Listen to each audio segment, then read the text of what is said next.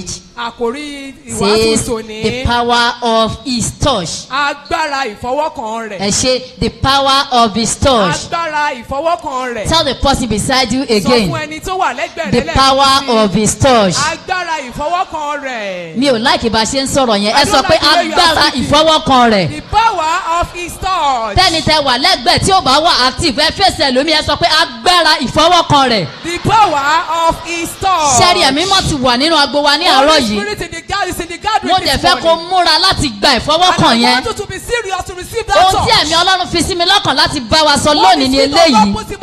Nítorí pé mọ́mì kan wà níbí báyìí ní àárọ̀ yìí. Dádì kan wà níbí báyìí lónìí. Ọwọ́ ẹ̀mí mímọ́ ó máa kan ayé rẹ̀. Ogun tó dẹ̀ lè jẹ́ ogun ọjọ́ tó ti pẹ́ yẹn. Nígbà tí ọwọ́ yẹn bá kàn ọ́, ogun yẹn máa dẹ̀ parẹ́ lórúkọ Jésù. Agbára ìfọwọ́kàn rẹ̀. Kókó ọ̀rọ̀ Ọlọ́run tí a fẹ́ gbọ́ ní àárọ̀ yìí nìyẹn. Agbára ìfọwọ́kàn ta là ń sọ. Agbára ìfọwọ́kàn ẹ̀mí mímọ́. Láti ìgbà tá a ti bẹ̀rẹ̀ prógrámù yìí la ti ń gbọ́ nípa ẹ̀mí mímọ́. A ti ń gbọ́ nípa iṣẹ́ rẹ̀. Bí ó ṣe lágbára tó.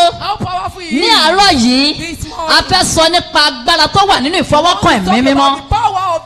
Ẹ jọ̀ọ́ ẹ jẹ́ ká sáré lọ sínú ìwé Matthew níbi tá a ti ka lẹ́sìn yẹn. Kí gbogbo ènìyàn ẹ ṣí Bíbélì yín sí ibẹ̀ yẹn.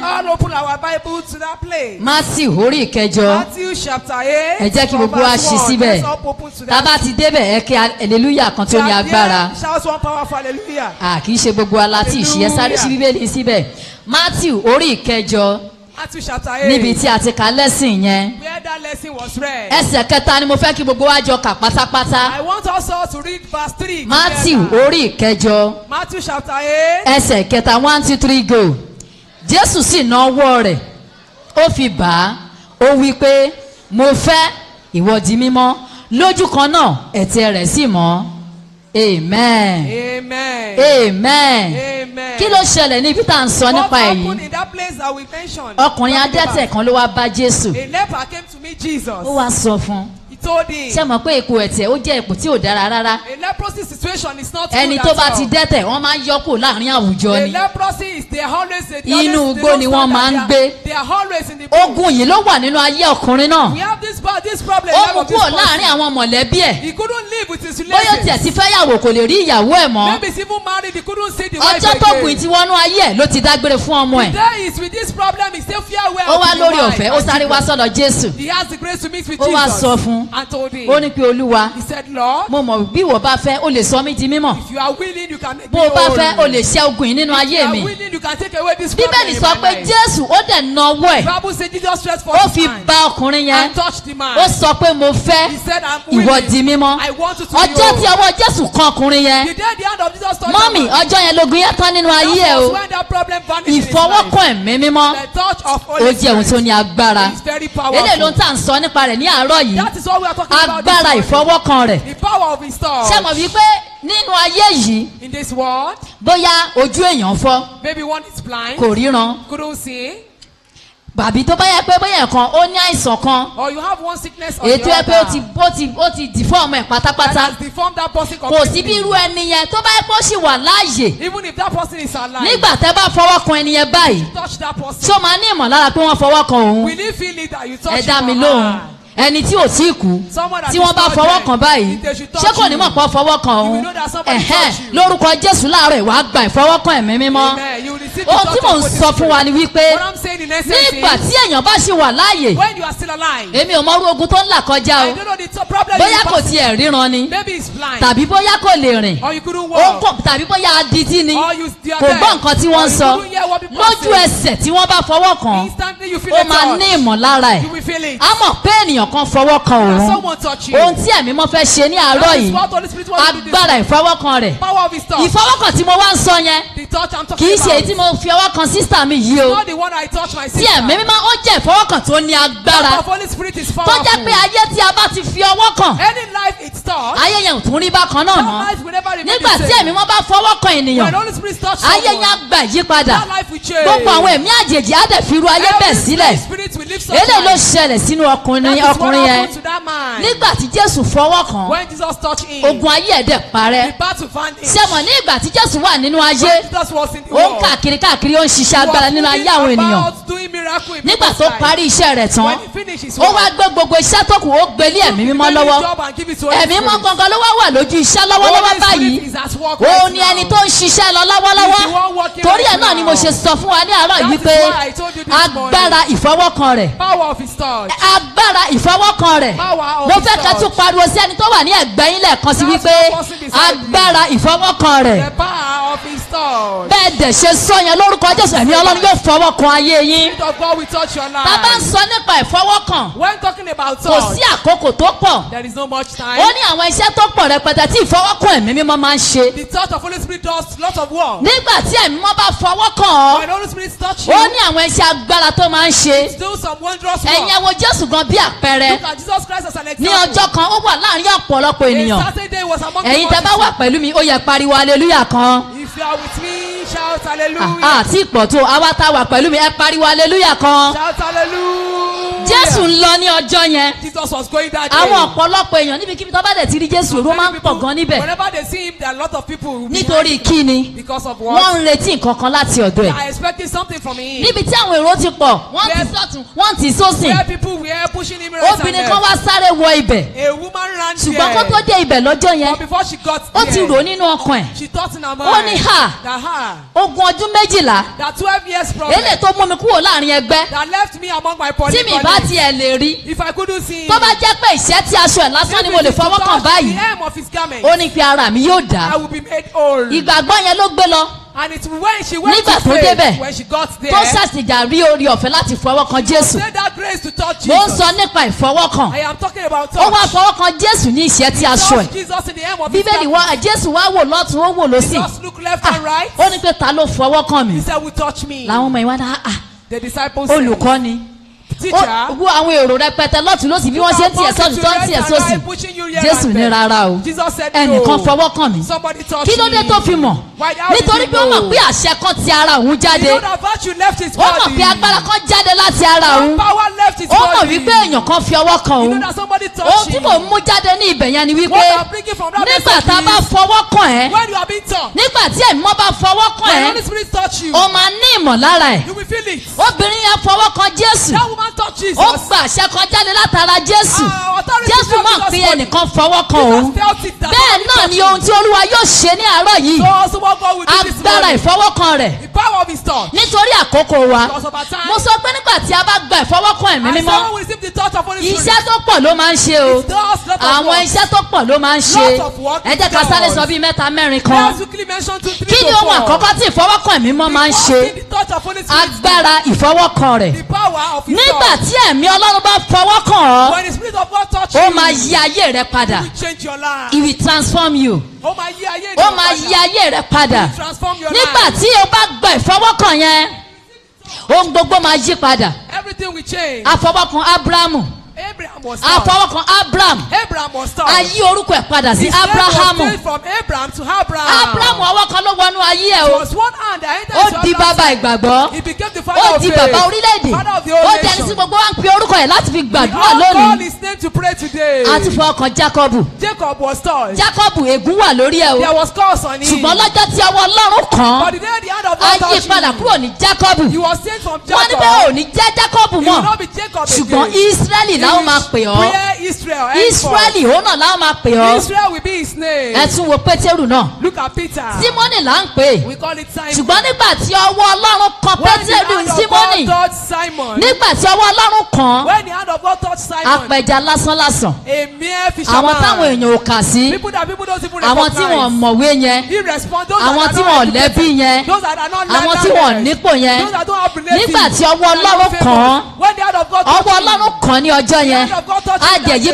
day. Símónì padà Simon was ó di changed Pétérù to Peter. ó di ẹni tí níbikíbi tó bá ti ń sọ sọ̀rọ̀ And báyìí whenever he speaks, iṣẹ́ agbára máa ń ṣe there níbẹ̀ are wonders of iṣẹ́ work. ìyanu máa ń ṣe There are níbẹ̀ wonders of work. iṣẹ́ tí ìfọwọ́kàn ẹ̀mí wọn máa ń ṣe That nìyẹn is the work that the hand nígbà of tí ọwọ́ God yẹn bá does. kàn ẹ́ When that hand touch ó máa yí ohun you, gbogbo padà you will change gbogbo àwọn nǹkan tí everything. ò dára yẹn All those bad á dẹ̀ things. di dídára will be transformed. lórúkọ Jésù ní àárọ̀ yìí This morning. fún ẹni tó lè ṣàmì tó ní For agbára someone that can stand a àmì mẹ́ta powerful lè máa amen. ṣe lórí ìjókòó This yẹn powerful amen. lórúkọ Jésù ó gba ìfọwọ́kàn ẹ̀mí mímọ́. Amen. Amen.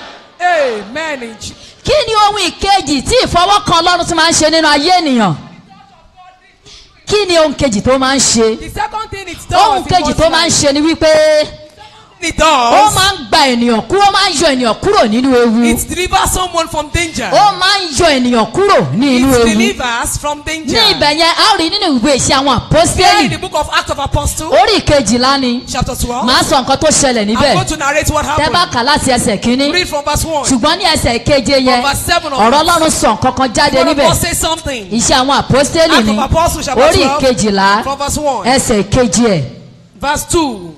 Acts of Apostles, chapter 12, verse ẹsẹ̀ 2. keje sì wò ó Verse 7. áńgẹ́lì Olúwa dúró tì í ìmọ́lẹ̀ sì mọ́ nínú túbú nígbà tí ó sì lu Pétérù pẹ́pẹ́ ní ẹ̀gbẹ́ ó jí ó ní dìde kánkán ẹ̀wọ̀n rẹ̀ sì bọ́ sílẹ̀ kúrò ní ọwọ́ rẹ̀ praise the Lord. Hallelujah. ní ibi báyìí Yeah. wọ́n ti mú Jákọ́bù The Jacob has been wọ́n gé orí ẹ̀ imprisoned.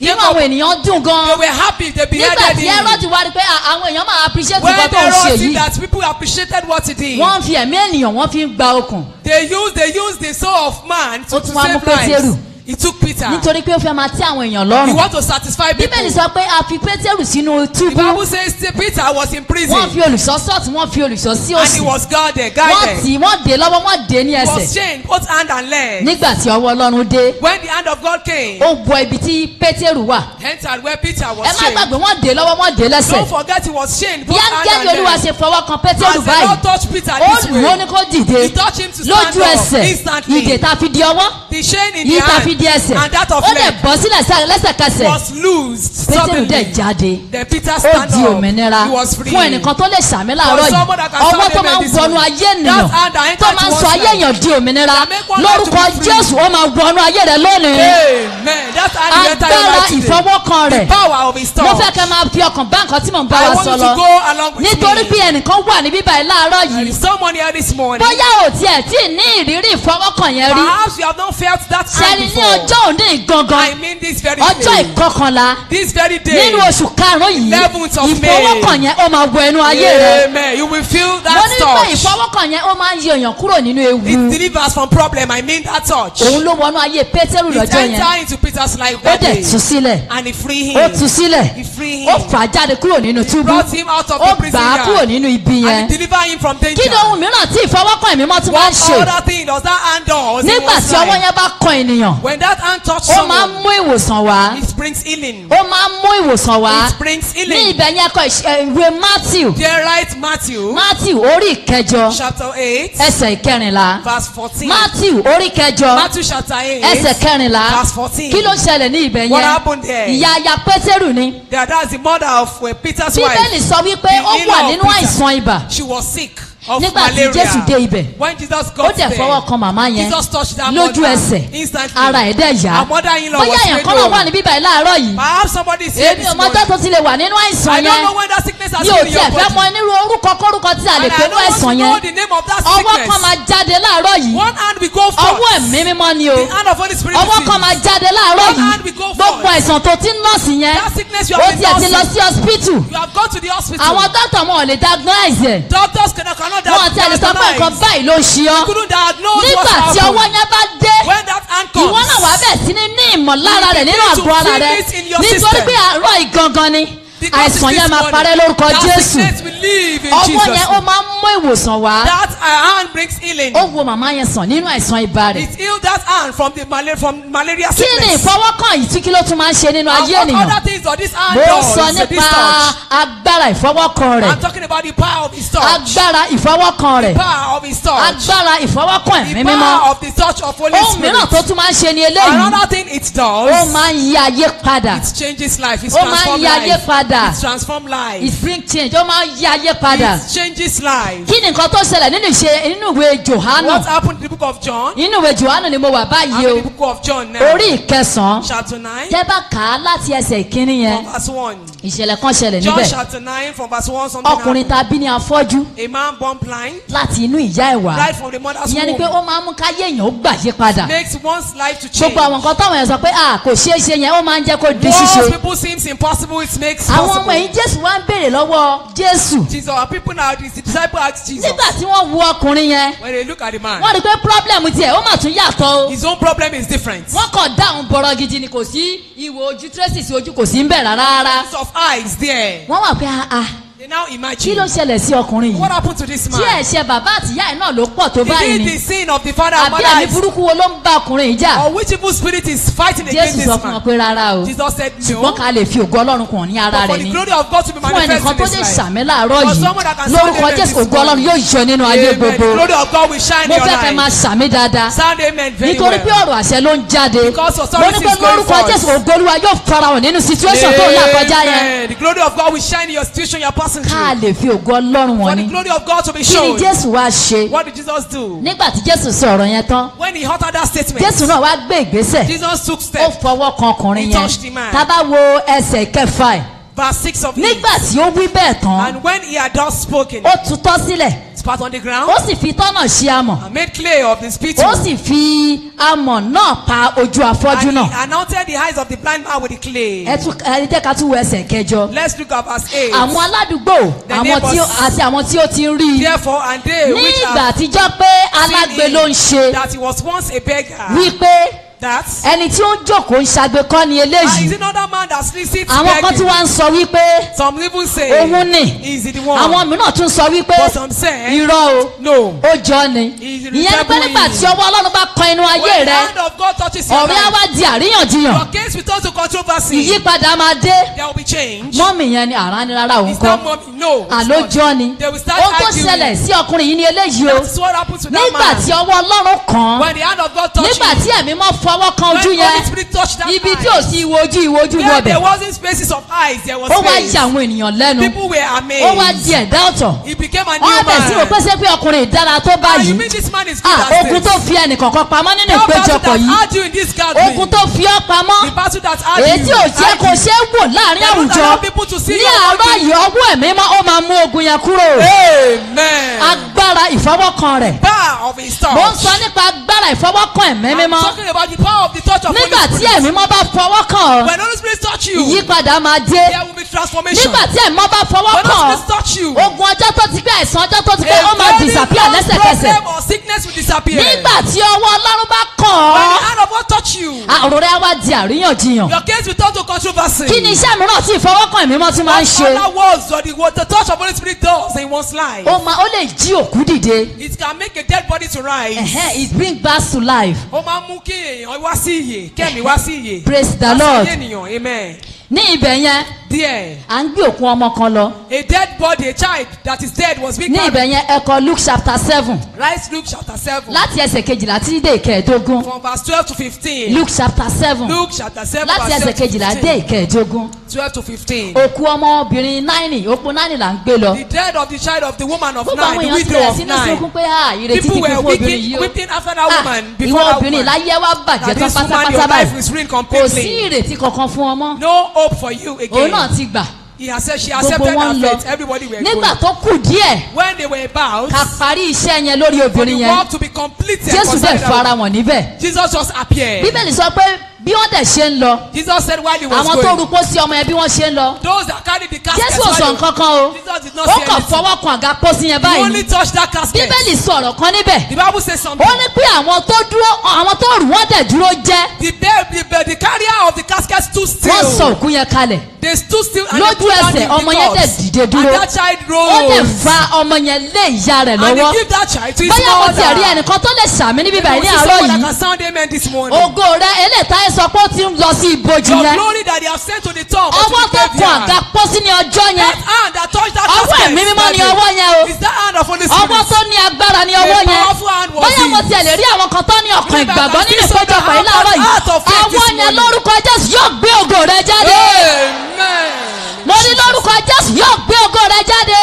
Amen. Agbára ìfọwọ́kàn rẹ̀. Power of his touch. church. Ìṣẹ̀lẹ̀ ṣẹlẹ̀ ní ọjọ́ yẹn. There was a great incident ẹni tó that ti day. sunkún tẹ́lẹ̀tẹ́lẹ̀. That woman that has been ó ní weeping. máa sunkún mọ́. Said weep no. lójú ẹsẹ̀. Instantly. nígbà tóbìnrin yẹn ń rí ọmọ When rẹ̀. that woman saw wípé ọmọ yìí ti di alààyè padà. it has become a living soul. ẹ̀rín pa ẹnu ẹ̀. She laughed. gbogbo àwọn tí wọ́n ti ń gé lówó lára Those ẹ̀. that are having mourning with her. ìbànújẹ́ dé bá wọn. They were nǹkan tó máa sorrowful. ṣẹlẹ̀ sí ọ̀tá yín láti àárọ̀ ìlọ nìyẹn That o. is what will happen to mo ní pé ohun tó máa ṣẹlẹ̀ sí ọ̀tá yín láti àárọ̀ ìlọ That is nìyẹn. what will happen to your agbára enemy. ìfọwọ́kan The rẹ̀. power of his touch. mọ́mì ó nílò ìfọwọ́kan Ọlọ́run. Mommy, you need the touch of God. ó nílò ìfọwọ́kan ẹ̀mí You mímọ́. need the touch of Holy Spirit. ó nílò ìfọwọ́kan rẹ̀. You need his touch. èmi ò fẹ́ mọ àwọn nǹkan tó ń là I kọjá. don't want to know what you are passing mi through. ò fẹ́ mọ àwọn nǹkan tó ń là kọjá. I don't want to know what you are gẹ́gẹ́ passing bí orin kan tó sọ wípé. As a song that ó ní says, bàbá. Father, jẹ́ kọ́wọ́ wa ó kanra wa. let my hand touch yours. jẹ́ kọ́wọ́ wa ó kanra Let wa. our hand touch each other. jẹ́ kọ́wọ́ wa ó kanra Let wa. our hand touch each other. kó gbé mi dìde. And raise me up. bàbá jẹ́ kọ́wọ́ wa ó kanra wa. Let our hand touch each other. jẹ́ kọ́wọ́ wa ó kanra wa. Let your hand touch mine. jẹ́ kọ́wọ́ wa ó kanra wa. And mine touch yours. kó gbé mi dìde. raise me. agbára ìfọwọ́kàn rẹ̀. The power of his touch. agbára ẹ̀mí mímọ́ ni. That is the power of Holy Spirit. agbára ìfọwọ́kàn. The power of his touch. èlé tó ń yí ayé padà. That changes life. èlé tó máa ń sọ̀kú di That alààyè. make a dead body to live. èyí tó máa ń mú rírí jáde nínú àìrí. That bring unseen from sin. ṣebí agbára yìí ló fọwọ́kàn òkú ní ọjọ́ That yẹn. power that touched that body. àwọn ọmọ Ísírẹ́lì rò pé ìrètí ti pin The ni. Israelites thought hope is lost. wọ́n rò pé kò sí ìrètí They mọ́. thought there wasn't wọ́n hope. wo ẹ̀yìn ogun Fáráò wà They looked níbẹ̀. back, they found the ní prophets ọ̀tún of Pharaoh. aginjù ńlá tí ò sẹ́ni tó lè torí bọbẹ̀ ló wà A níbẹ̀. very thick wilderness ní at the ọwọ́ òsì right. wọn náà àpáta ńlá tí ò sẹ́ni tó lè To gùn. the left hand side, a very thick wọ́n wá wò báyìí kò wilderness. máa síbi tó máa gbà. They look left and right ẹ back. sọ fẹ́ni tó wà ní ẹ̀gbẹ́ yín. Tell that person ẹ sọ beside pé you. ọwọ́ Ọlọ́run faramọ̀. The hand of God manifested. ẹ sọ̀rọ̀ dáadáa jọ. The hand of God manifested. ọwọ́ Ọlọ́run faramọ̀ létí The òkun hand of lọ́jọ́ God yẹn. manifested beside ó the tẹ̀ Red Sea. pín òkun sí méjì. And parted the nǹkan Red tí ò Sea. ṣẹlẹ̀ rí ni o. What has never ibi happened. tó yẹ pé ó ti tutù. That very calm place. àgbọ̀ pẹ̀lú ẹ̀ ṣẹlẹ̀ rí. A cool place that Ìyẹn ni never pé happened. bóyá nǹkan kan nínú family wa irú eléyìí ò In ṣẹlẹ̀ our rí. family, such a thing has never happened.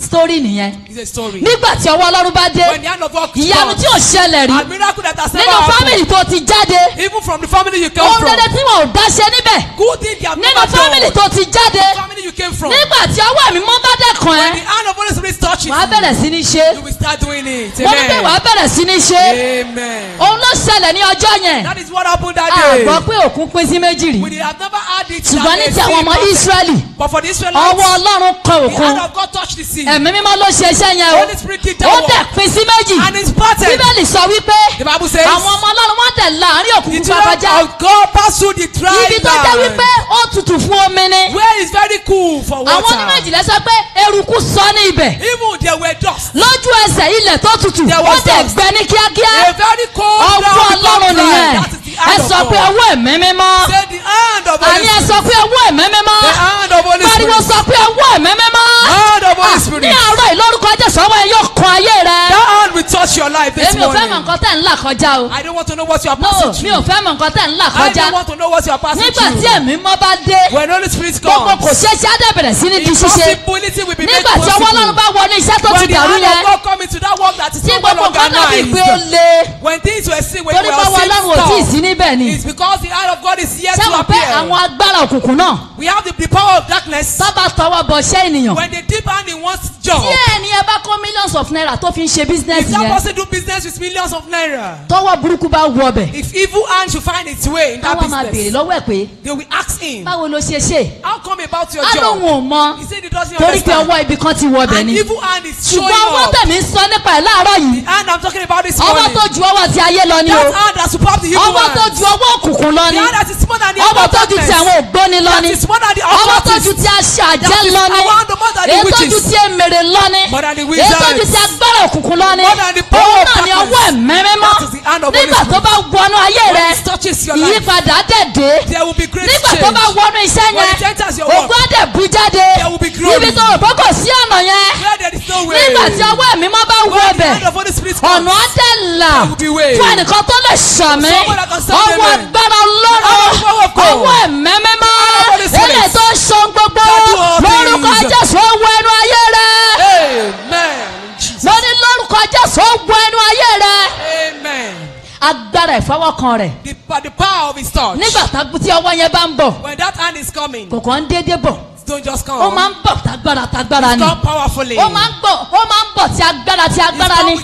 Pẹ̀lú iná ló máa ń bọ̀. With fire. Mo fẹ́ kó pèsè ọkàn rẹ sílẹ̀. I want you to get Mo sọ yourself fún ready. pé ẹnìkan wà níbí báyìí láàárọ̀ iṣẹ́. Someone here this Ọwọ́ morning. yẹn máa kan inú ayé rẹ. That's how we touch your Nígbà life. tó bá dẹ̀ máa kúrò níbí báyìí lónìí, wàá di ẹ̀dá ọ̀tọ̀. You'll be a new Ẹ creature. ṣàmì, ẹ ó di ẹ̀dá You'll be a ọ̀tọ̀. new man. Ẹ ó di ènìyàn mìíràn. Amen. Ẹ ó di ẹ̀dá ọ̀tọ̀. You'll be a new person. Ògo tó ti sọnù yóò sáré wọlé. And Lord's Ohun glory tó shall be kù ti recovered. bàjẹ́ yẹn lórúkọ Jésù agbára ọ̀run yóò tún ṣe. Amen. In Jesus. Agbára ìfọwọ́kan rẹ̀ The power of his touch. yóò gbọ́ inú ayé rẹ̀ láàárọ̀ yìí. Enter into your life this Ó ní morning. ọwọ́ ẹ̀mí mímọ́. That is the hand of Holy Nǹkan tó kàn Spirit. nílò náà ni wípé What you need to do. kí ọwọ́ yẹn kókó kàn ọ́. For that hand to touch you. Tó bá ti kàn ọ́, When it's touched you. ogun ti ṣẹ́. Battle has been Nígbà tí ọwọ́ yẹn bá ti kàn When that hand ọ́, kò touch sógun you. mọ́, kò sí ọ̀tẹ̀ mọ́. No battle, Nígbà no tí ọwọ́ rebel. yẹn bá ti dé, When that hand kò sí comes. ìbẹ̀rù mọ́. No fear. Àwọn oṣó ilé wa ni o. As the witches of my Àwọn family. àjẹ́ ilé wa ni o. Wizards of my Torí pé family. ẹ̀mí mọ́ ò tí ì dé ni o. Because Holy Spirit is here Nígbà to tó come. dé lọ́jọ́ When he Pentikọ́sì, came on the day of Bíbélì Pentecost, sọ wípé the Bible ó says, pín ara rẹ̀. Ó dẹ̀ bàlẹ́ olúkúlùkù wọn. Nǹkan tí ò ṣẹlẹ̀ ní Ísírẹ́lì. What has never Ó wá happened in bẹ̀rẹ̀ sí ní ṣẹlẹ̀. Started Wọ́n ní pé happening. olúkúlùkù bẹ̀rẹ̀ sí ní sọ̀rọ̀ They begin to ní speak èdè mìíràn. in different tongues. Àwọn èèyàn wá bẹ̀rẹ̀ sí ní gbọ́. And people Níbi marvel. àwọn ìlítírèètì yìí. Look at this illiterates. Àwọn tí wọn kàwé yìí. Those that are not How come learned. tí wọ́n lè máa sọ ọ̀rọ̀ How yìí? come they are speaking Ẹni this tí ò lọ way? sí ilé-ìwé, Somebody that don't go ó to bẹ̀rẹ̀ sí school. ní sọ English. Speaking in my- speaking Ẹni in tí ò lọ English. sí ilé-ìwé, Somebody that don't ó go to bẹ̀rẹ̀ sí ní fi French sọ̀rọ̀. Started speaking in Ẹni tí ò lọ French. sí ilé-ìwé, Somebody that àwọn don't go bẹ̀rẹ̀ sí to gbọ́ pé school. kí ni eléyìí? They started speaking Iṣẹ́ in tẹ̀mí diverse mọ́ máa ń ṣe nìyẹn. That is the work Ó Holy dẹ̀ Spirit fọwọ́ kan does. gbogbo wọn pátápátá. Touch each and Ìyẹn every ni one pé of kò them. sí bá a ṣe pọ̀ tó níbí báyìí níbí báyìí. How much we had this Kò morning. sí bá a ṣe lè pọ̀ tó láàárọ̀ yìí. No matter the number of people here this Ṣẹ̀rí morning. àti kéré jù fún ẹ̀mí mọ́ láti We fọwọ́ are kàn. just too small for Kò Holy sí Spirit to touch. ẹnikẹ́ni tẹ̀mí Ọlọ́run ò ní fọwọ́ kàn There láàárọ̀ is no yìí. one that the touch of Má God will gbàgbé not pé reach tó bá this fọwọ́ morning. kàn ọ́, If God touch you, ohun gbogbo abẹ̀ sí ní gbà yí padà. everything will receive change. Lóòtítọ́ ọdún yìí tún ti ń lọ náà Truly nìyẹn. the year is running Ṣé bó oṣù fast. karùn-ún la wà We yìí? are in the 5th month. Ṣùgbọ́n ìfọwọ́kàn tó máa gbà láàárọ̀ yìí, That touch you will receive ó this jẹ́ morning ìfọwọ́kàn agbára. is that of Èlé power. tó yẹ pé gbogbo ìdí ọjọ́ tó ti pẹ́. That a very long time bondage. Gbogbo ìdè ọjọ́ tó ti A pẹ́. very long time Nínú bondage. omi ara àti ẹ̀jẹ̀. In your body, in your Gbogbo ìdè tá a blood. fi dì ọ́. A very long Ìdè time òkùnkùn tá a fi bondage. dì ọ́ mọ́lẹ̀. That of darkness. Yàháìdì kìsìndáìdì mọ́sùn tó hò. That of Ẹnìkan darkness. wà nínú ìpéjọpọ̀ There is yìí. someone here in this Inú gathering. èdè ló wà. You are in bondage. Ṣùgbọ́n nígbà tí ọwọ́ yẹn bá kọjá lọ But when láàárọ̀ that yìí, hand go forth this bí morning, mo ṣe ń sọ̀rọ̀ yìí, as I'm talking, ọwọ́ yẹn ti ń kọjá lọ. he's going forth. Bẹ́ẹ̀ni, bí mo ṣe ń sọ̀rọ̀ yìí, That hand is moving. ọwọ́ yẹn ti ń kọjá lọ. That hand is moving Ṣùgbọ́n ìwọ as tó I'm bá talking. múra tán, But you that you are ready, ìwọ ló máa gba ìfọwọ́kàn you yẹn are o. going to receive that Kò sú touch. ẹnikẹ́ni sílẹ̀. He didn't exempt Ṣùgbọ́n ẹni anybody. náà, But that Eléyìí person tó ṣe tán that is ready, ló máa gba ìfọwọ́kàn yẹn. will receive the Wọ́n ní touch. bí ẹnìkan wà nínú If there ìpéjọpọ̀ is yìí. someone in the gathering, Bẹ́ẹ̀ ni Olúwa Ọlọ́run àwọn ọmọ ogun wí. says the Lord of hosts, Nínú ìdè ló wà. you are in bondage. Èmi ò mọ ẹni tó dì ẹ́ o. I don't know who bind Agbára you. kùnkùn tó lè dì ọ́. Any power of darkness that binds you, Ogun kógun kéwù kó lè dì ọ́. any battle that may bind Nínú you, májẹ̀mú kí májẹ̀mú tó lè wà. any covenant that you may Ọwọ́ find ẹ̀mí mímọ́ yourself. ó máa tú ọ sílẹ̀ láàárọ̀ yìí. Amen. The hand of Holy Ẹ wo Spirit bí wọ́n will ṣe ń use you ṣàmì this morning. àìgbàgbọ́. Mo Look ní at the lórúkọ way you Jésù are ọwọ́ Ọlọ́run yóò tú ọ standing. sílẹ̀ láàárọ̀ yìí. Amen. Amen. Iṣẹ́ rẹ ti dàrú. Your work is disorganized. Gbogbo ẹ̀ ti bàjẹ́ pátápátá. Everything is confused to Ó you. mọ̀nà tó máa gbé You gbà. don't know what to do. Ọwọ́ ẹ̀mí mímọ́ ni. It's the hand of Holy Nítorí Spirit. pé ọwọ́ yẹn Because that ó hand, wọ inú ayé àwọn ẹni tí it ṣáájú. entered into the life of Ayé those wọn of gbà the ìyípadà. Their life received Ṣé change. wọ́n lọ́wọ́ náà yà bàbá mi lórí òkè yìí? It entered into the life of my father on the Ènìyàn Lord. lásán ẹni tẹ́ yóò yẹ. In an entity that people don't recognize. Ó wọ inú ayé wọn. Enter into his life. Ayé wọn gbà yípadà. His life received Fún wọn tó change. lè ṣàmì. For you that can sound Nínú amen. ìdílé bàbá tó ti In your jáde yẹn. father's house. Tó jẹ́ pé tó bá fẹ́ ṣe mí sí ń bẹ̀. And when they want to have Wọ́n á ní meeting, pé ta ni ẹ fílẹ̀ tá a máa lọ máa fún ní feedback nǹkan tá à ń ṣe. they don't recognize Torí bí you. ọwọ́ Ọlọ́run ò tí ì dé ni. It's because the hand of Ṣùgbọ́n God is láti here to àárọ̀ yìí lọ, But as from this mo morning, dúró nínú májẹ̀mú ìpè I yìí. stand in the company of Ọwọ́ this calling. Ọlọ́run. The hand of God. Èlé tó máa ń sọ ẹni ẹ̀yìn di iwájú. That makes someone at the Ó back to wọnú be at ayé the front. Dáfídì ní ọjọ́ yẹn. Enter into David's life. Ẹni tá ò kà sí ni. Someone that don't Wọ́n ní even pé ìwọ lọ máa ṣọ́ ẹran that they bàbá don't wa. value, they know that they don't, Ṣùgbọ́n they nígbà don't tí ọwọ́ Ọlọ́run recognize. wọnú ayé Dáfídì, When the hand of God enters into Sámúẹ́lì his sọ life, ní ọjọ́ yẹn. Samuel said Ó ní that pé day, àwa ò ní jókòó. he said we shall not Kí ni see. tá a máa fi mú ọkùnrin yẹn dé? Until that man Nítorí pé comes. ọwọ́ ẹ̀ wọnú ayé Dáfídì. Because the hand of God Ọwọ́ comes with agbára David's life. Ọlọ́run yẹn. The hand of the power of Ètò ìyá God. ayé ènìyàn padà. Change his life. Lórúkọ Jésù, ó wọ inú Jesus' ayé rẹ. Amen. Enter into your life in the mighty name of Jesus. Agbára ìfọwọ́kan rẹ̀. The power of his touch. Agbára ìfọwọ́kan rẹ̀. The power of his touch. Agbára ìfọwọ́kan rẹ̀. The power of his touch. Kò sí ẹni tó gba ìfọwọ́kan ẹ̀mí mọ́ ní ọjọ́ yẹn. There is no one that received the touch of Gbogbo àwọn Holy Spirit. bàbá tá à ń gbọ́ nípa wọn. Those that we heard about Wọ́n them. gba ìfọwọ́kan ẹ̀mí mímọ́ ni. They received the touch of Holy Spirit. Jésù ó fọwọ́kan àti agbó ti ẹni Jesus ọjọ́ yẹn. touched the casket of that Bẹ́ẹ̀ náà ni ẹ̀mí mọ́ wà nínú ìpéjọpọ̀ yìí láàárín lọ́wọ́lọ́wọ́ báyìí. Yóò dẹ̀ fọwọ́kan ayé ẹnìkan nínú ìpéjọpọ̀ yìí. Mo ní iṣẹ́ tó ti bàjẹ́ yẹn mímọ́ máa fọwọ́kan láàárọ̀ yìí. Ìdílé tó ti dàrú yẹn mímọ́ máa fọwọ́kan láàárọ̀ yìí. Ayé tó ti bàjẹ́ yẹn ọ̀run máa fọwọ́kan láàárọ̀ yìí. Fáìlì rẹ ní ibi tó ti ń ṣiṣẹ́. Your file where you are working. Eléyìí tí àwọn alágbára ti fi sísàlẹ̀. Where the mighty ones are put down. Wọ́n ní pé kò sí ẹni tó lè mú jáde. No one will bring it out. Ọwọ́ Ọlọ́run máa kọjá lọ síbẹ̀ láàárọ̀ yìí. God will go to that Ẹnìkan file. ló ní mẹ́sẹ̀gì yìí o. Somebody owns that message. Bí ẹ pé nígbà tá a bá máa wá sí bíbá ní ọjọ́ mẹ́jọ lónìí. Come here next week. Wàá sáré wá sórí òkè wá sọ fún àwọn bàbá Come for wípé testimony and tell our Father ìgbéga in tí the mo Lord ti ń retí láti ọjọ́ tó ti pẹ́ yìí. that the promotion I've been Ó expecting for ti àti fi you. ń dùn mí láti ọjọ́ tó ti pẹ́ yìí yẹn. What they have been Ó mà ti tẹ̀ mí lọ́wọ́. depriving me of. Ẹnìkan ló ní mẹ́sẹ̀gì yẹn. That message Bí is Olúwa for ti ń bẹ someone. tí ẹ̀mí rẹ̀ sì And wà. the Lord liveth and Ọmọ his tó soul máa and ń his mú spirit. rírí jáde nínú ìrí. The hand of the Lord that Lórúkọ brings Jésù from ó wọ unseen. inú ayé rẹ bẹ́ẹ̀. Amen. In Jesus' name. Ọwọ́ yẹn ló wọ inú òkun lọ́jọ́ yẹn. It's that hand that entered to the Red Sea Nígbà that tí day. àwọn kan dé wọ́n rò pé àwọn fẹ́ fi Jésù ṣẹlẹ́yà. When some came that they thought they want to molest Wọ́n sọ Jesus. wípé àfẹ́gbà owó òde. Said they want to collect money. Nígbà tí Tax. débi tí Jésù dẹ̀ wà lọ́wọ́lọ́wọ́ yẹn. And where Jesus was, Kò sí nǹkan kan lọ́wọ́ he ẹ̀. has nothing on Sẹ́ni him. gbogbo nǹkan tó ṣẹlẹ̀ sí Jésù ní What ìgbà yẹn. happened to Jesus that Ó time? fi ń ṣe àpẹẹrẹ fún àwa It's náà an ni. example unto us. Ṣùgbọ́n bí Jésù bá lè ní ọ̀nà àbáyọ lọ́jọ́ yẹn. Jesus can find way Ìwọ out. náà gbọ́dọ̀ fọkànbalẹ̀ pé ọ̀nà àbáyọ ti wà. Ẹ sọ fẹ́ni tó wà lẹ́gbẹ̀ẹ́ pé ọ̀nà àbáyọ ti Tell wà. that person beside you there is Ẹ way sọ̀rọ̀ out for jáde you. ọ̀nà àbáyọ ti wà. There is way out for you. Jésù wá sọ fún wọn. Jesus told Ó ní them, pé ẹ lọ sínú òkun. go to the sea. Ẹja àkọ́kọ́ tẹ bá ti rí The mbẹ̀. first fish you pick Ẹ̀yin from ẹ the ṣáà sea. máa mú bọ̀. Bring it. Ẹ la inú ẹ̀. Open the Nǹkan tẹ bá mouth. ti rí ẹ mú wá. Whatever you see, you Kí bring wọ́n tó it. débẹ̀. Before they get Ọwọ́ there. ẹ̀mí mọ́ ti kọjá lọ. Hand of Holy Spirit Wọ́n has mú gone ẹja. forth. The fish was Ẹja tí wọ́n brought. mú lóòótọ́. And Wọ́n that's- tẹ̀ la inú ẹ̀. and they opened the Iye mouth of the exact fish. money tí wọ́n nídìí gangan. That exact money they Òun náà need. ni wọ́n bá nínú ẹja Was the yẹn. money they Ẹ made sọ in pé the fish. Ọlọ́run alágbára. Say the mighty God. Ẹ sọ̀rọ̀ ẹ sọ pé Ọlọ́run alágbára. Mighty God. Ọwọ́ yẹn náà ló máa kọjá lọ láàárọ̀ That yìí. hand we go forth. Níbi this tó rò pé morning. kò sí ìrètí When mọ́. you think there is no Ọwọ́ hope. yẹn á dẹ̀ kọjá lọ That síbẹ̀. hand we go Ọlọ́run forth. tó fi inú ẹja ṣe báǹkì. The Lord that make the mouth Ọwọ́ of fish ẹ̀mí as mímọ́ man. ni o. That's the hand of Fún Holy gbogbo Spirit. ẹ̀yin tẹ̀ ń ṣàmì yẹn. For every one of you Lórúkọ serving Jésù them. ọwọ́ Ọlọ́run kan ayé yín. Amen. Ẹ ṣàmì ọwọ́ Ọlọ́run kan ayé yín. Amen. Ọwọ́ Ọlọ́run kan ayé yín. Amen. Ọwọ́ Ọlọ́run kan ayé yín. Amen. Ẹ̀mí máa fọwọ́ kan ayé yín. Amen. Agbára ìfọwọ́kan rẹ̀. The power of his touch. Agbára ìfọwọ́kan rẹ̀. Power of his touch. Agbára ìfọwọ́kan The rẹ̀. power of his Mo ní pé touch. nígbà tí agbára yẹn bá ń bọ̀. When that power is Kò coming. ságbára tó lè dá dúró. No power can stop it. Àní tí ọwọ́ yẹn bá ń bọ̀ When báyìí. that hand is coming. Tó bá fẹ́ ṣiṣẹ́. You want to walk? Kò sí májẹ̀mú kankan. No Kò covenant. sí ogun kankan. No battle. Tó lè dáwọ́ yẹn dúró. Can stop the hand. Nítorí pé ń bọ̀ tágbára ni. Because it's Ó more ń than bọ̀ any tí àṣẹ ni. He's coming with Ó ń bọ̀ authority. tiná ni. He's coming with Bí fire. Olúwa ti ń bẹ tí ẹ̀mí rẹ̀ sí As wà. the Lord liveth and his Ọwọ́ soul. agbára ẹ̀mẹ́mẹ́mọ́. The hand of the power of Holy Ọwọ́ Spirit. agbára ẹ̀mẹ́mẹ́mọ́. The hand of the power Ọwọ́ of Holy agbára Spirit. ẹ̀mẹ́mẹ́mọ́. The hand of the power Ètò of Holy sọ̀kú Spirit. di alàjò. That make dead bodies to Lórúkọ live. Jésù ó wọ ẹnu ayé yín. Amen. Ọgbọ́n yẹn ló wọnú egun gbígbẹ ní ọjọ́ yẹn. That hand entered to dry bone. Ọlọ́run sọ fún wòlíì yẹn. The Lord told that prophet. Ezekiel. Prophet Ṣé egun Ezekiel. yìí ṣó a lè yè bí? This bone live. Olúwa ìwọ ló mọ o. Oh, you know it. Ó ní kó bẹ̀rẹ̀ sí ní sọ tẹ́lẹ̀. He started to prophesy. Bí ó dẹ̀ ṣe ń sọ tẹ́lẹ̀. Start prophesying. Ọwọ́ Ọlọ́run wọnú egun The gbígbẹ. hand of God entered to dry Egun bone. gbígbẹ ó bẹ̀rẹ̀ sí ní sọ papọ̀. Dry bone get us. Ẹran ara bò lójú ẹsẹ̀. Ìmí yìí ó gbọnú ẹ̀ lọ.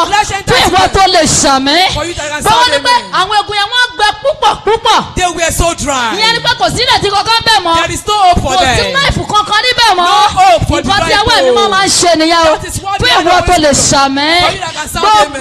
Gbogbo tó ti di òkú. Everything that has been dead. Iṣẹ́ tó ti di òkú. Every dead job. Ayé tó ti di òkú. Every dead life. Ọmọ tó ti di òkú. Dead child. Ìrìn àjò tó ti di òkú. Dead journey. Ilé ọmọ tó ti di òkú. Dead Lórúkọ home. Jésù ẹ̀mí yìí ó wọ ẹbẹ̀ lọ. Amen. Agbára ìfọwọ́kan rẹ̀. The power of his touch. Agbára ìfọwọ́kan rẹ̀. The power of his Mo touch. sọ fún apẹ́wọ́ yẹn yóò wọnú ayé wa I láàárọ̀ told you yìí. that hand will come into Ọwọ́ your life this agbára morning. Ọlọ́run ni. The hand of the power of Jésù God. ó fi ọwọ́ kan ọkùnrin yẹn. Jesus touched that Ó ní pé man. bí ìwọ bá fẹ́ ó lè sọ mí di If you mímọ́. are willing, you can make me Jésù dẹ̀ whole. fọwọ́ kàn án. Jesus touched Lójú me. ẹsẹ̀ ó ní di Instantly, mímọ́. he was made Ó dẹ̀ whole. di mímọ́. And he was made Ọwọ́ whole. agbára ẹ̀mí mímọ́ That nìyẹn. is the powerful Ọwọ́ yẹn hand of lórúkọ Holy Jésù ó máa Spirit. wọnú ayé rẹ̀ láàárọ̀ yìí. Amen. Ṣé mo lè rí ẹnìkan tó wà nínú ìpéjọpọ̀ And I see lónìí? someone in this Tí gathering. ìwọ náà nílò ìfọwọ́kàn yẹn. That you need that touch. O fẹ́ kẹ́mi mọ́ kó fọwọ́ kàn ẹ́. You want Holy Spirit to touch you. O fẹ́ kó fọwọ́ kan ayé rẹ. You want Holy Spirit to touch your life. Ṣé mo lè rí ẹnìkan nínú ìpéjọpọ̀ yìí? Someone in the gathering. Ìwọ tó fẹ́ gbẹ ìfọwọ́kàn mi mọ́ láàárọ̀ yìí. To receive the touch of Holy Spirit bí mo ṣe ń sọ̀rọ̀ ẹ mo fẹ́ kẹ́ máa múra sílẹ̀ ni o. I want you to get ready. Ẹ fẹ́ ṣe nǹkan kan ni o. You want to do something. Bí mo ṣe ń sọ̀rọ̀ ẹ máa múra sílẹ̀. As I'm talking, get ready. Kò dẹ̀ gbọ́dọ̀ bá yín lójijì. It must not meet you Ìwọ suddenly. wo ló wà nínú ìpéjọpọ̀ yìí? It must not catch you unaware. Dáàdì wo ló wà níbí? Who is this gathering? Mọ́mì wo ló wà níbí? Daddy here, mommy Ẹ̀yin here. sísà wo ló wà níbí? Sisters here. Brother wo ló wà níbí? Brother here. Ẹ̀yin ọmọ kẹ́kẹ́ wo lẹ wà níbí? The Ẹ young fẹ́ children gbẹ̀ fọwọ́kàn ẹ̀mí mímọ́. You want to receive Ó yá the touch of sáré Holy Spirit. dìde lórí ẹsẹ̀ Rise to rẹ. your feet. Sáré dìde dúró lórí ẹsẹ̀ rẹ. Rise to your feet. Agbára ìfọwọ́kàn rẹ̀. Power of his touch. Agbára ìfọwọ́kàn rẹ̀. Power of his touch. Agbára ìfọwọ́kàn rẹ̀. Power of his touch. Àdúrà méjì lẹ máa gbà. You have to prayer point to render. Mo fẹ́ rí nínú orúkọ Jésù yín. I want to get the sound of the Wọ́n name of pariwo Jesus. orúkọ You call the Jésù. name of Jesus. Agbára ìfọwọ́kàn ẹ̀mí mímọ́. power of the touch of Ó Holy yá Spirit. wọ inú ayé mi. Come into my life. Bẹ́sẹ̀ máa pè é nìyẹn o. That is how you become Orúkọ it. Jésù ẹ pè é ní ẹ̀kan ṣoṣo. The name of Jesus once. Ẹ wá pè é ní ìgbà kejì. For the second time. Agbára ìfọwọ́kàn ẹ̀mí mímọ́. Power of the touch of Ó Holy yá wọ Spirit. inú ayé mi. Come into my life. Ó yá àdúrà. Orúkọ Orúkọ Jésù. Jésù. Orúkọ Jésù. Agbára ìfọwọ́kàn ẹ̀mí mímọ́. Ó mà ti sọ̀rọ̀.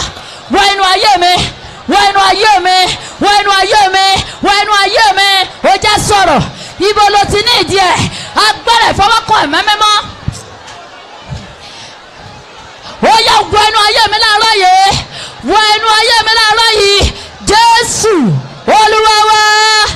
In Ẹ Jesus' sàmì name tó we lé. pray. Jésù Olúwa wa. Amen. Àmì yẹn ò tí ì dára tó. That amen Jésù is not good Olúwa enough. wa. Amen. Ọ̀nà wo ló ti fẹ́ gbà ìfọwọ́kàn mi mọ́ ní àárọ̀ yìí? Which way do you want to receive the Mo touch fẹ́ of kó Holy bẹ̀rẹ̀ sí Spirit? ní rò ó. I want you to begin to Ìwọ ń think. wojú Ọlọ́run fún ọmọ ni. You are looking also God for a child. Iṣẹ́ ni tirẹ̀. Or for a good job. Àìsàn ọjọ́ tó ti pẹ́ ni. A very long time Ìdílé problem. tiẹ̀ ló dàrú. Your family is not well Iṣẹ́ gidi ló organized. wá ò tí ì You want a rí. good job. Ní ibi iṣẹ́ yẹn agbógun tì ọ́ níbẹ̀ ni. They war against Ìwọ you. tiẹ̀ fẹ́ lọ sí òkè òkun. You want to go overseas. Òtí bolo ti fẹ́ gbà ìfọwọ́kàn ẹ̀mí mímọ́. Where do you want to Bóyá receive nínú the touch ìgbé of ayé Holy Spirit? ẹ̀mí rẹ ni. Maybe in your spiritual Òun ló ti life. fẹ́ gba ìfọwọ́kàn ẹ̀mí You want mímọ́. to receive the touch Kí of Holy gbogbo ọkàn kó káwọ́ ẹ̀ méjèèjì sókè Let that be báyìí. so raised to A fẹ́ kọrin yìí. You want to sing this Mo song? fẹ́ ká kọ́ sọ́lẹ́mì yẹn kọ́ dáadáa pẹ̀lú gbogbo ọkàn yín. I want you to sing with all Bí your ẹ bá dẹ̀ eyes. ṣe ń kọrin yẹn, And as you sing this song, wàá dẹ̀ máa gba ìfọwọ́kàn ẹ̀mí mímọ́. receive the touch of Holy Spirit. Fọwọ́kàn mi, fọwọ́kàn mi o, bàbá.